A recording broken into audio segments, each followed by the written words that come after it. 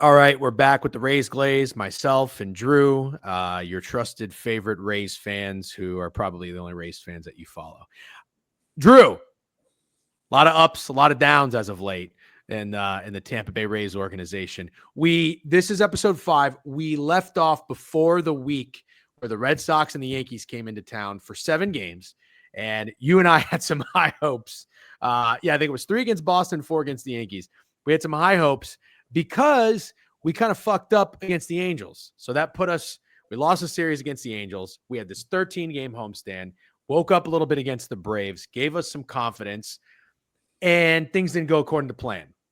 So no, we had a 13-game homestand. I said on one of our episodes that I thought during that homestand we needed to win a minimum of 7, ideally 8 games. Sure. And that definitely did not happen. We went 5-8. So the homestand was a disaster. And just like the way that we were losing games was really, unsettling. A lot of 1-0. We went through a span during that homestand, I believe, where we got shut out 3 times. And I think 2 of those 3 shutouts were 1-0. You're correct. 1-0 was the finale against the Red Sox. I'm not going to look it up. We're not going to go game by game, but I want to say that was when they had Sean Newcomb pitching, who was one of their worst pitchers in the rotation, but he's a lefty. The Yankees. We can't hit lefties. Can't hit lefties. And then the finale against the Yankees, we lost 4-0, and I believe that was Rodon. I believe. So yeah, it was not pitching pretty well this year. He's been great. He's back-to-back games. He's been awesome. And also Walker Buehler did shove against us. I kind of said that he gave me the Kyle Hendricks vibes of there's always that wacky dude who's a little bit older who looks like a fucking Cy Young candidate against the Rays. But we did have a nice come-from-behind win. Right. Yeah, I know. I mean, imagine that was kind of a miracle win that we had that Saturday where Ronda hit the game-winning home run in extras. I think we were down 4 runs in the bottom of the 9th and tied the game. So something that you rarely see happen, especially for a team like the Rays that can be offensively challenged at times. So, yeah, the vibes were really down. I don't consider myself as a very, as it pertains to baseball, a very emotional fan. But after that homestand, I was really down in the dumps, man, because we're 9-14. We've played all these fucking home games, and all we have to show for it is a 9-14 record. And now we're going out west playing the Diamondbacks and Padres, who I consider – 2 excellent squads. Padres, maybe one of the best teams in all of baseball. I was thinking that even if we were playing well, that was going to be a 2-4 road trip. Even if we were on our A game, that could be a 2-4, 3-3 road trip. And just to go to show you how hard these Rays are to figure out, they somehow go, what are they going over? 5-1. 5-1. It's incredible. So it was very undrew-like. I've known you for a long time. We've talked about sports for a long time. I'm usually the one that gets 2 up or 2 down. And that was an uncharacteristic couple of text messages from you after getting beat by the Yankees and the Red Sox and going into Arizona. And then after that first game against Arizona, we lost again 5-1. Yeah. Lost 5-1. It was bad. I think you started to text me multiple times of how bad this team is. They're a bunch of AAA players. It's going to be such a right. But this team they're not major leaguers. They're AAA players. They're not going to score any runs. And I think you even said we'll be lucky to win 70 games. The vibes were down. The vibes were down because the way I was looking at it after that 9-14 start with 19 out of 22 of our first games at Steinbrenner, I had to look. Okay, we're probably going to go 1-5 on this road trip out west. And that would have left us like, I don't know, 10-18. I mean, in really bad shape. I mean, I know we're only in April, but you're 8 games under 500 at the end of April. You can't win your division in April, but you could certainly lose it. And I felt like things were starting to slowly slip away. So, things turn around fast. So great news. Great news. And also, just another thing before we kind of get into recapping the series with the Diamondbacks and the Padres, the AL East is still kind of in shambles. Kind of in standstill. Yeah, kind of in standstill. The only team that is kind of really made a hard turn to the downturn would be the Orioles. I know they won yesterday, but they're in trouble. Their pitching is a mess. I don't see how they come out of it. And all the other teams are kind of middling. The Yankees are 20-15, but they're not scaring anybody. 20-15. I think they're 15-10. 15-10, right? I think the Yankees are 17-12. Okay. I had 5 games above 500 in my head. Well, yeah, you were close enough. The Red Sox have kind of come to life a little bit after their slow They're like start. 500, right? The Rays are just right in the middle at 14-14. Yeah, the Red Sox are 16-14. The Yankees 17-12. The Toronto Blue Jays are 13-15. Talking about a team you can't figure out. And then the Orioles are 11-17. It should be noted, we're recording this on Tuesday. The Orioles did just have a nice win against the Yankees, and they're getting Kyle Gibson back, which is huge because the rotation is putrid. So I'm not necessarily saying they are on life support, but I do think they're going to be down. Hopefully, the only real chance for the Rays is hopefully that the Yankees just don't go on some insane stretch of winning 17 of 20 games I or don't think something. they are. I don't think they are either. I don't, especially with no Cole and they're in Devin Williams, a guy you gave me shit about because I liked him. Yeah, I was terrified of Devin Williams. He's been a terrible closer. Yeah. And I think the Yankees are a good team, but they're not. They're nothing scary. They're nothing. I don't think they're going to run away with the division. I think the Yankees are probably going to win 88 to 90 games. They're a solid team, but they're not. They're not some force that can't be reckoned with. The Red Sox are scaring me a little bit. There are times where, at the homestand against Seattle, who's not a very impressive or intimidating team, like they're solid, don't get me wrong, but I believe they lost that series and their bats were kind of asleep at times. But when they get going, they get going. I think they just won 2 of 3 against the Guardians and they got Bello back, or Brian Bayo. I'm not sure how to pronounce it correctly. And he's been awesome in his first 2 starts. So that's a little scary. Crochet's going today. We'll see how that goes. But the Rays in that week, losing to the Red Sox, Yankees, you said it, vibes are at an all-time low. Yes. The only way the vibes get high is if you go on this West Coast road trip, 3 against Arizona in Arizona and 3 against the Padres, where the Padres have been one of the better teams in baseball at home. Yeah, I think they had only 1 home loss as we went into that series, and we won all 3 games. I mean, you can't even make this up. No, you can't. And it's funny because the Rays' problems were not even so much like they're hitting, because they're hitting the ball fairly well. It's scoring runs. And you look at these wins against the Padres, we didn't even score a lot of runs. Yeah, but the Padres had excellent pitching. I mean, they had excellent pitching overall. I mean, I think we went against Michael King. We went against Dylan Cease. Yep. And I forget who started game 3, but they also have an excellent bullpen. So they're going to be a tough team to get more than 4 runs on, no matter who your lineup is.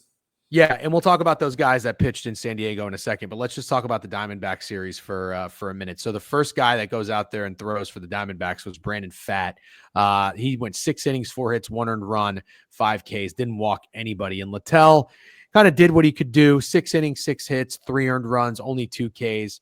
But that was one where we got up early into a 1-0 nothing, right? I think it's 1-0 in the first inning, and then we got shut out the rest. I think I texted you and said, wow, we got our 1 run, and that was it. We didn't score the rest.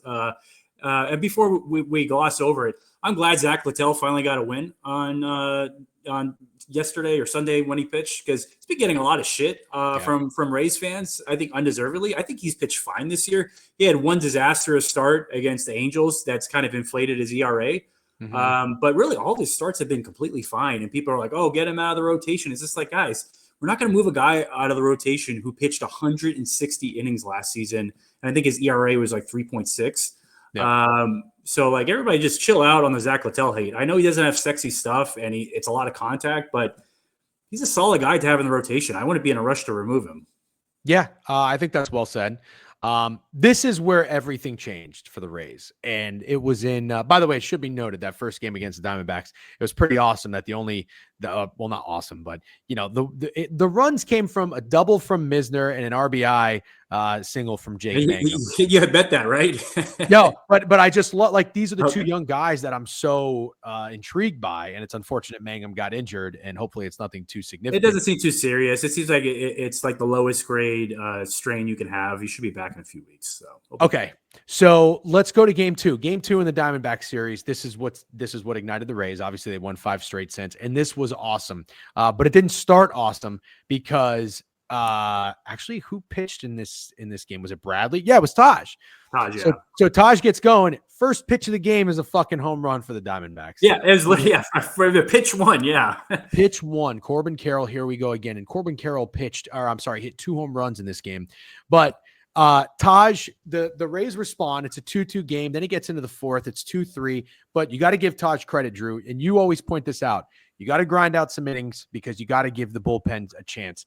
And you even texted me, Taj made it 6 innings, 103 pitches. I feel like we don't see Rays pitchers go over 100 very often We're anymore. going more often this year, it seems. Well, I'm very happy about that. I'm fine with that. So he settled down, 6 hits, 3 earned runs, 2 walks, only 3 Ks, which is not very Taj-like. Back-to-back games with 3 Ks. We'll talk about that a little bit more in a second because he goes today.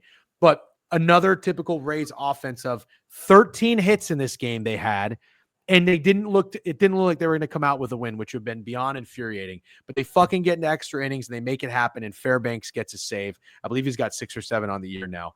That was massive. And then to follow that up with every time you look the next day was really you could say the win of the year, probably. The game 3 and against the Diamondbacks. Yeah. Yes. Another 9-hit game. And another game where we out-hit the opponent. They only had 6. And you say to yourself, oh my God, is this really going to happen again? Raz didn't have his best stuff. He went 5 innings. He did a lot of 5 hits, 4 earned runs. He had 5 Ks. It looked like he gave up a homer to, I don't even know who that is, Tim Tawa. But this was great. Everybody in the lineup really got involved, actually, except Misner.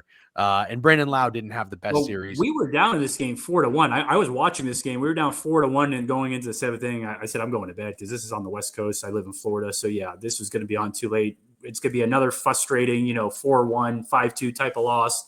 And yeah, I couldn't believe when I got up to pee at 2-3 a.m. that we came back and won the game. That was very surprising. So, Corbin Burns in this game, 5 1/3, 3 hits, 1 earned run, 8 Ks. There's always that guy every fucking series that isn't having a stellar year. He's not dominating anybody, but when he goes against the Rays, that's where he shows up. So we talked about it, right? Kyle Hendricks, Walker Buehler. This was Corbin Burns. He only got through 5 1/3. He didn't pitch a ton. 5 1/3, sure, right. 89 pitches. He did have 3 walks, but 8 Ks. And then some guy in the bullpen just blew it for the Diamondbacks. So that was big. Fairbanks gets another save. So I like what we're seeing. Bullpen was excellent on this road trip. I don't even know if the bullpen gave up a run the whole road trip. I'm sure they did. You don't have to look it up, but I mean they gave up very minimal runs in this road trip. Well, I can just tell you from here, 5 innings in the bullpen. Rodriguez, Biggie, Uceta, and Fairbanks. 5 innings, they allowed 1 hit. One hit. That's phenomenal. Yeah, at San Diego, they probably didn't give up more than 2 runs total. Yep. So then they come back, they win that series, huge. Then they go and they play San Diego, and they grind out a 1-0 win against Michael King, who is excellent. He has 9 Ks, 5 innings. He only goes 5 innings. Allows. They got the pitch count up. They got the pitch count. They made him work. Then that's the thing that the Rays don't really do that. The old Rays. Now they're starting to. They're not striking out as much. Granted, they had 8 and 9 against Burns and King, but they're working the at-bats. Yeah. That's something I felt like when we had Randy Arozarena and even when we had Harold Ramirez. Paredes too. Yeah, like we take maybe 1 pitch and the second one, it's a fucking grounder right back to the pitcher. Starting to take some pitches. Chandler Simpson also being brought up into the lineup has been unbelievable. What a spark. But these are the bounce back games that the Rays needed. Oh, you got to highlight Shane Baz. Baz was awesome at this. That's what I'm about to do. 7 innings, yeah. The story of this series, as I mentioned, they didn't score a lot of runs, was the bounce back games that were so desperately needed from the Rays starting pitchers, Baz and Pepiot. Because the last time that these guys pitched, they got fucking shelled. Baz, 7 innings, 4 hits, only 1 walk, no earned runs, and 6 Ks. 97 pitches. Yeah. Baz it was lights out. And then the ending of that game was crazy. So Fairbanks wasn't available because he had to close 2 days in a row. So we had to have Clevenger close the game. I can't recall a time Clevenger's had to close a game. And this was the game where Meisner made I think he gives up a leadoff walk or a 1-out walk. There's a man on first. It's 1-0, bottom of the 9th inning. And Meisner makes an insane catch and then doubles up the guy at first base to end the game. Electric. I am all the way in love. I think it's Misner. Is it Misner? Okay, yeah. No, you're probably right. Yeah. Cameron Misner is just a fucking baseball player. Yeah, he's a dude. I mean, at the plate, he doesn't get overwhelmed. I mean, he just looks like he belongs. Looks like he belongs. I mean, just he's intimidating at the plate. Now he's making plays out there in the outfield as well. Chandler Simpson was making plays. He robbed Manny Machado of a home run. I watched that live. That was awesome. Yeah. So Pepiot comes back again. Not many Ks, 6 innings, only 75 pitches. He allowed 3 hits, 1 earned run, 2 walks, 3 Ks. In the bullpen again, they go 3 innings. They did have a walk, but only 2 hits. You take that every single time. And the Rays win game 2, 4-1. They worked Cease pretty well. Dylan Cease, 95 pitches through 4 1/3. That's a lot of fucking pitches, Drew. Yeah. Yeah, So, and Pep, if I recall correctly, in that game, he had kind of a rough first inning, and then he locked it up. Because I watched the first inning, I was like, man, this guy, he hasn't had a good start in a while. And the first inning started a little rocky, if I recall correctly. But then he tied it up and had a really smooth start for us. So certainly encouraging to see all I this. don't understand why this seems to be a theme with the pitchers. These guys have such bad first innings. Yeah, I don't know. I can't really pinpoint what's causing that. It's a strange thing. I don't really recall us ever having anything like that before. Me neither. But it is encouraging, though, because you do see a lot of pitchers, they get rattled in the first inning and then they just don't recover. All the Rays pitchers, they seem to, for the most part, recover. Yeah, good point. And then to cap it off, the Rays finish off the sweep. They win 4-2. 5 innings, 5 hits, 2 earned runs, only 1 K and only 1 walk for Zach Littell. Grinder of a start. And then this is the best part. The bullpen goes out there. Rodriguez, Mason Montgomery, Uceta, and Fairbanks collectively pitch 4 innings, and they allow 0 earned runs. I'm sorry, 0 hits. Jeez. 0 hits and only 2 walks between them. That's Uceta has been excellent lately because he started the year a little sketchy. It's just like, was he just a flash in the pan? Because he's a guy who's just bounced around MLB. He's never really settled on a team. And he had some type of amazing run with the Rays the last 2 months of last season. And then he starts this year kind of rough. It's like, okay, is he kind of getting back to who he really is? But, the past week or so, he's looked fantastic. The bullpens really came together. And if you remember last April, the Rays bullpen was rough, and then the rest of the year they're excellent. And it kind of seems like we're kind of following that trend again. Yep. Good point. It should be noted, our guys, my 2 favorite lefties in the lineup, Aranda and Misner, really didn't do too much in the Padres series, and you got to tip the cap to the guy that we love to hate, Brandon Lau. He had a couple of nice games. Yep, he was 2 for 5 in the finale as well. And then Chandler Simpson, unbelievable, 3 for 4 with an RBI. He's batting 400 since he's been brought up. Jankowski comes in and goes 2 for 4. And even Taylor Walls is getting involved. This guy's smacking a few balls. So yeah, he hit a home run. Just great. The only guy I didn't really pay attention to, and I haven't looked at the game log, is Danny Jansen showing any life? He has been hitting the ball really far that it just doesn't leave the park. He's got to be up there in guys who hit the ball to the warning track that it doesn't leave the stadium. So he's making good contact, but okay. Okay. All right. So he's all we got. So we just got to root for him. There's no point in bitching because he's all we got, because it ain't going to be Rortfred because he is not giving us anything when he plays. Okay. So we got 3 games coming up at home. Oh wow, the Rays are coming to New York. Unfortunately, the weather's going to suck, but hopefully one of these games. I don't think the weather's going to suck in New York. Yeah, my wife's going there this weekend, so I thought the weather looked good. There's 2 days where it gets back down to the 60s and it's going to rain, but you never know. It's still a ways away. Let's talk about this 3-game series coming up against Kansas City. The Royals started out a little slow, but unfortunately, they're coming in as hot as they've been all season. They've won 5. Or they won, I think, 5 or 6 in a row, and then they lost the finale against Houston. Bubic had a little bit of a blow-up start.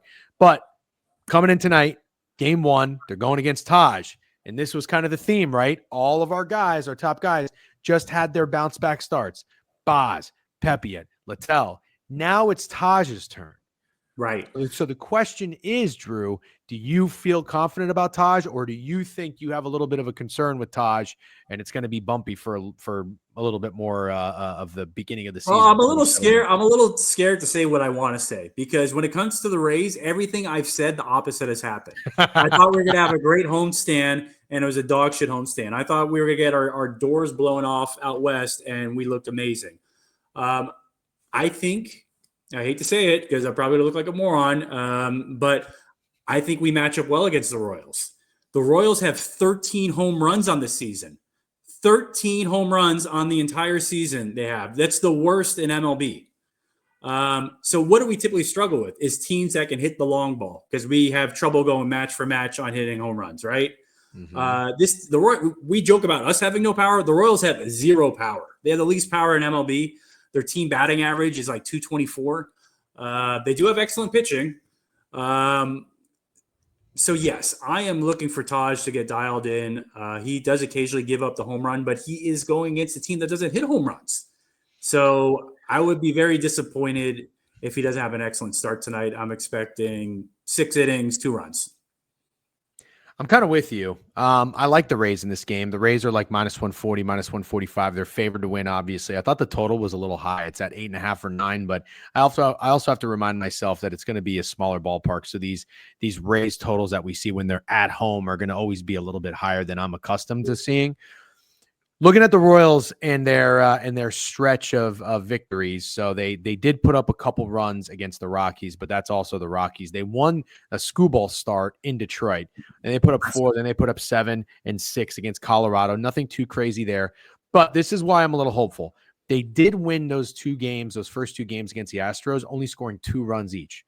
It was 2-0, 2-0. The Astros got shut out back-to-back games at home, and then the Royals lost 7-3. So in their last 3 games, they've scored 7 runs despite being 2-1.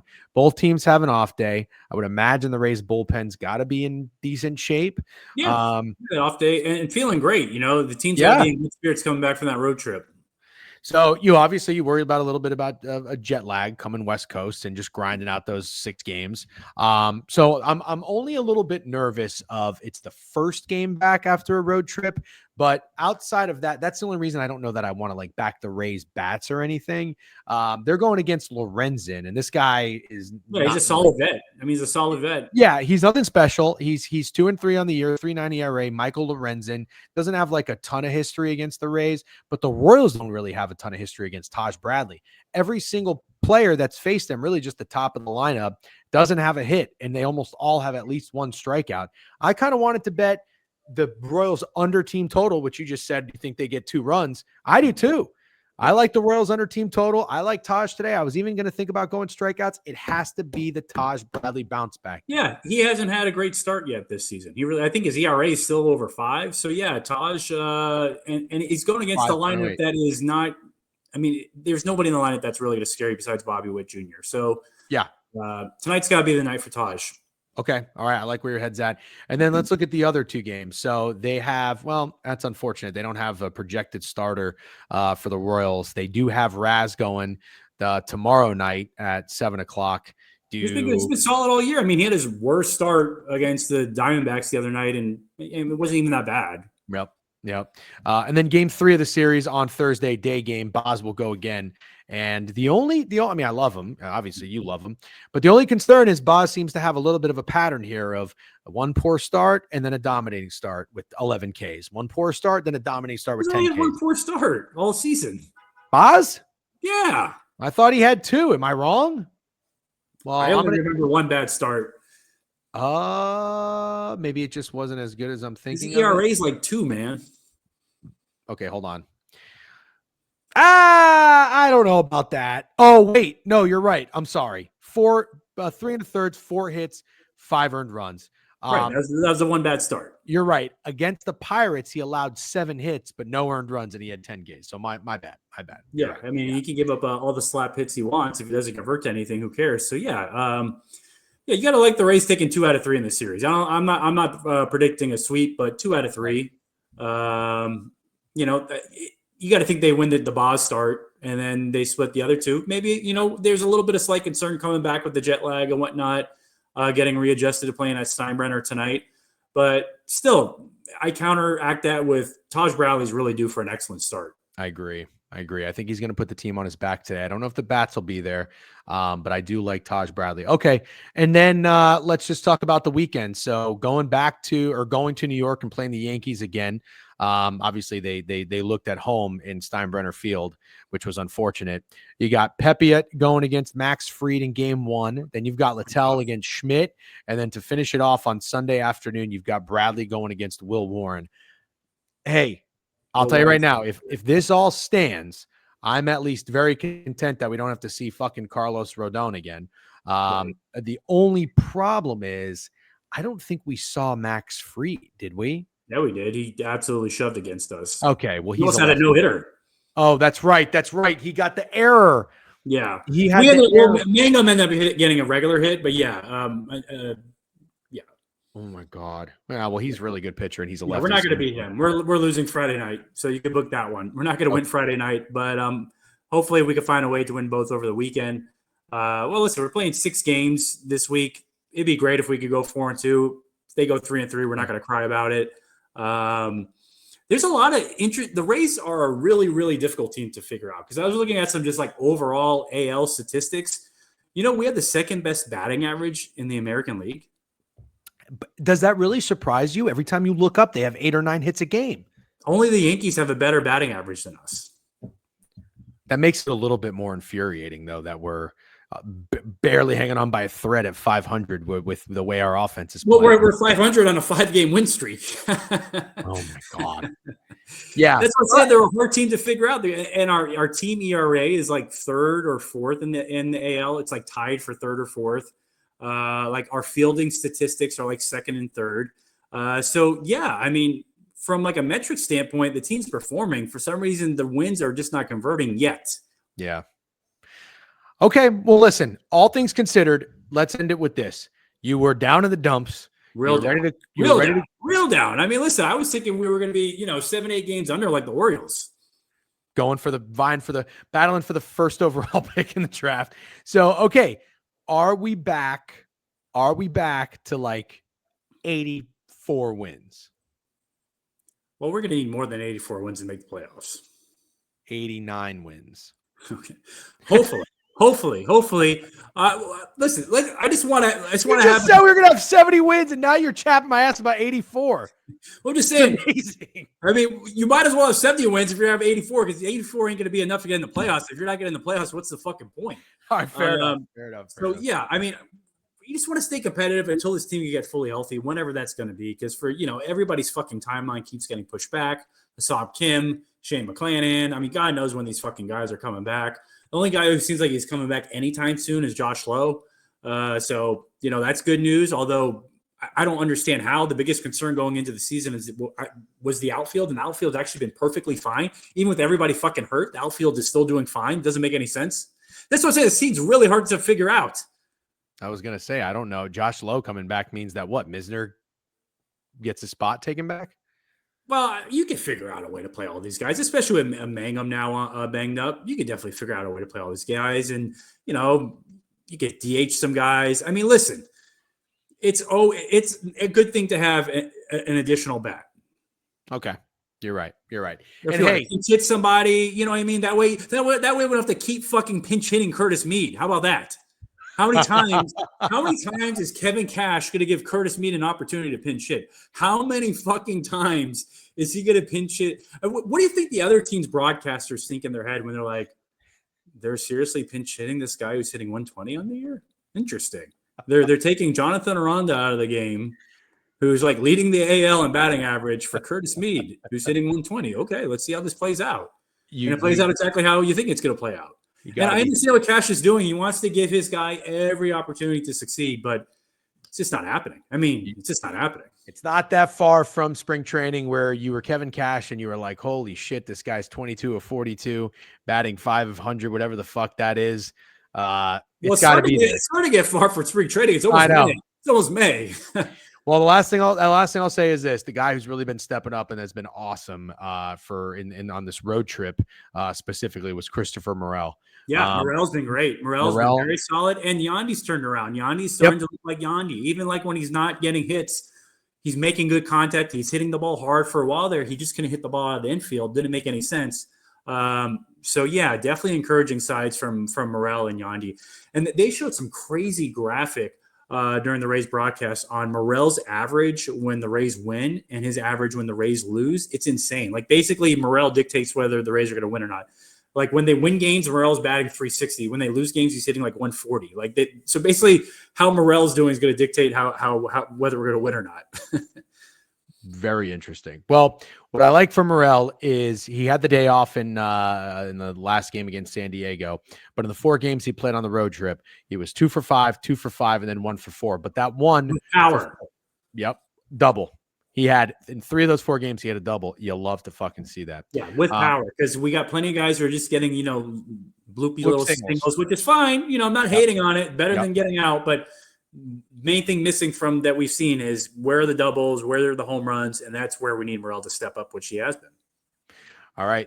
We're right around the 30-minute mark. Great stuff. Drew, thank you. As always, thanks to everybody who tuned in. Go Rays. Good luck on all your wagers, and hopefully we'll see you after a Yankees ass kicking in the Bronx. Let's go 4-2 this week. All right. Take it easy.